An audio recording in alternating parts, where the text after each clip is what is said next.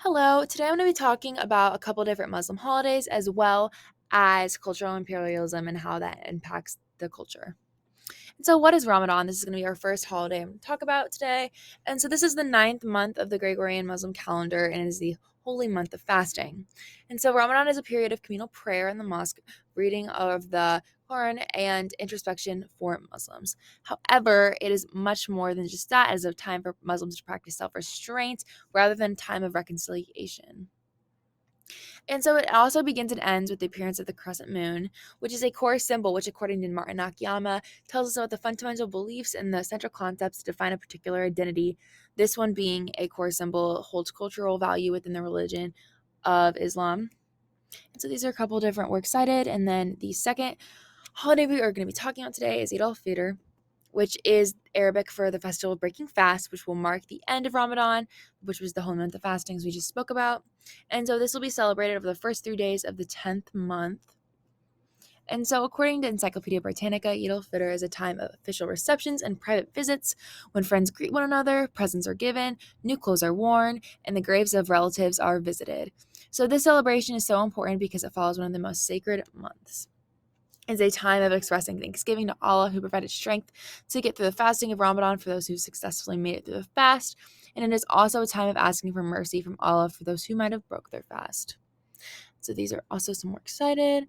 And then last holiday we're going to be talking about is Eid al-Adha. And Eid al-Adha is one of the biggest religious ceremonies in Muslim culture, which marks the commemoration of Prophet Abraham's sacrifice of his son Ishmael at the command of Allah himself. And so when he obeyed his God, he was rewarded by Allah, switching Ishmael with a ram. And this was a test to see how loyal the family was to Allah. And so this is going to be a 3-day celebration that's filled with gifts, feast, festivities, and the parallel sacrifice of a goat. And so this is a holiday that's going to surround the aspect of giving and selfless actions for others as Abraham displayed. And so this Muslim culture is a collectivist society that puts the needs and well-being of your community before that of your very own, as Abraham once again showed. And so the event and celebration is very similar to another Muslim holiday, minus the sacrifice. And so those are also some more excited.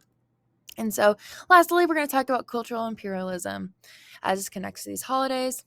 And so, although the U.S. is said to be a melting pot of cultures, there are several imperialistic tendencies. They have made it difficult for other Northwestern cultures to practice their traditions. So, as according to Martin Nakayama, cultural imperialism can be defined as the domination through the spread of cultural products.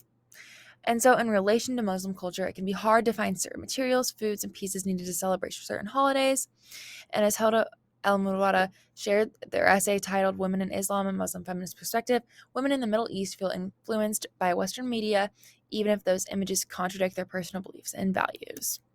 And so, much like this in the US, stores have always had a plethora of materials for holidays that celebrate Christianity, so Easter, Christmas, and then as well as American holidays like Independence Day and even Thanksgiving.